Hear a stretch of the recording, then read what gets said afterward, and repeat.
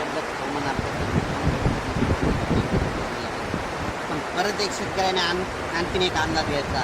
राज्यामध्ये 13 जुलैपासून ते 25 जुलैपर्यंत 2 म्हणजे कमी दाबाचे पट्टे तयार होणार आहे आणि ते सरळ असे महाराष्ट्रामधून जाणार आहेत. त्याच्यामुळे राज्यामध्ये 13 जुलै ते 25 जुलैच्या दरम्यान म्हणजे 13 ते म्हणजे त्या 15-16च्या दरम्यान चांगला पाऊस पडणार आहे.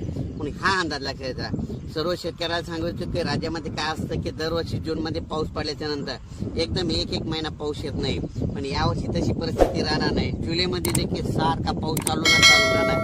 आज या भागात पडते, उद्या त्या तालुक्यात पडते, परत दिसत्या, पण चालू राहणार. एकदम पिकं सगळ्या शेतकऱ्याचं राहणार नाही.